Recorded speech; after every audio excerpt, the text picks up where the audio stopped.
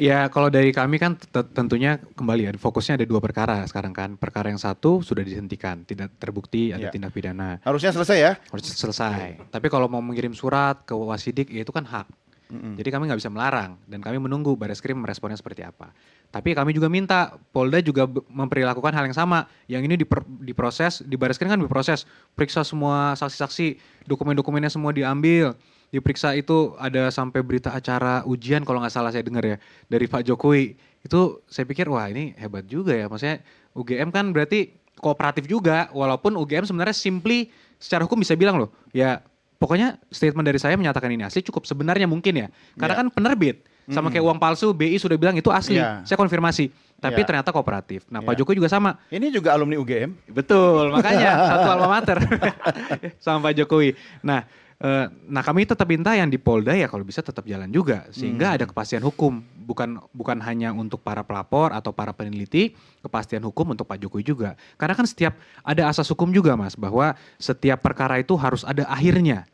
Apakah akhirnya ya di persidangan atau putusan atau seperti apa gitu kan. Ada ya itu yang harus diperhatikan semuanya. Akhirnya itu kan kalau inkrah kan? Ya itu dia. Ya sekarang kalau ternyata penyelidikan dihentikan karena tidak ada unsur pidana. Tapi disuarakan terus palsu, palsu, palsu. Kepastian hukum buat Pak Jokowi bagaimana? Apa itu jadi dipersilahkan terus dilakukan seperti itu? Makanya Pak Jokowi melapor ke Polda. Nanti kan pasti diuji. Ini kami katakan di sini pasti diuji kan apakah yang fitnah itu benar-benar fitnah atau enggak. Kalau seseorang dikatakan melakukan fitnah, Artinya kan ada perlu versi alat bukti benarnya juga kan? Betul, ya itu kita lihat nanti. Apakah memang perlu pendalaman kan selalu dari versi Mas Roy dan kawan-kawan. Ya nanti harus disita, nanti harus ini. Ya itu kan kita masih prematur nih, kita masih di penyelidikan, tapi sudah ngomongin penyidikan. Tapi dalam rangka memenuhi laporannya Pak Jokowi dan untuk membuktikan bahwa ini fitnah atau tidak, artinya ketika diperlukan oleh pengadilan untuk melihat ijazah dan menjadikan barang bukti, Pak Jokowi bersedia. Siap. Itu the moment kita melapor, Itu kami nggak siap. akan sampai. Kenapa begitu? Ya karena Kok sudah bisa memprediksi? Bukan, karena momennya nggak ada. Jadi nanti harus diingat. Yang dibutuhkan oleh masyarakat itu adalah pembuktian ijazah itu ketika nanti ada ahli-ahli yang kemudian bisa ketika kasus yang di Polda Metro, Mas, itu harus dilihat. Itu tuduhannya adalah pencemaran nama baik atau fitnah. Nanti tiba-tiba sudah ada misalnya hasil dari Bareskrim itu mau dipakai misalnya atau mau diulang itu bagus harusnya diulang ya itulah. Tapi tiba-tiba kan sudah ada kesimpulan itu.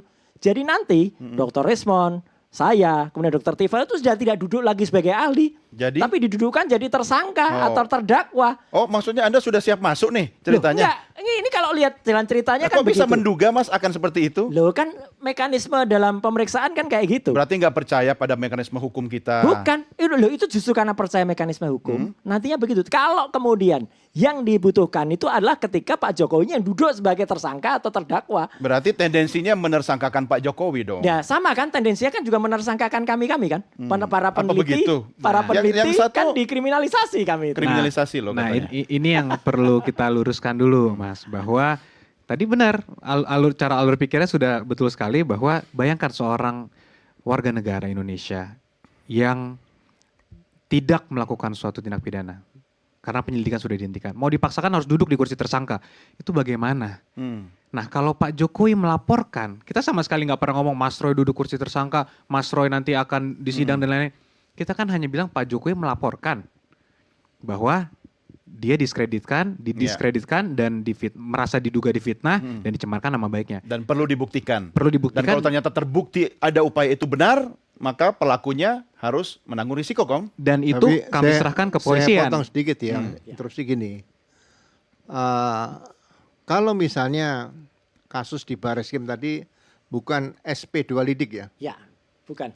tapi SP3. Nah itu bisa diperapor Ya kan? Pak. Ya. Apakah SP3 bisa dijadikan jaminan untuk menyidik kasus di Polda Metro? Padahal sudah pra-peradilan. Oke, dikuatkan pra-peradilan. Begitu digunakan di Polda Metro, kemudian ditemukan bukti baru misalnya, kan sekarang ada KKN sama skripsi nih. ya.